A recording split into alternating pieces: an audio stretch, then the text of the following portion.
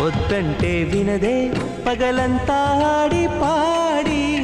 ముద్దైన తినదే పరిగెత్తే పైడి లేడి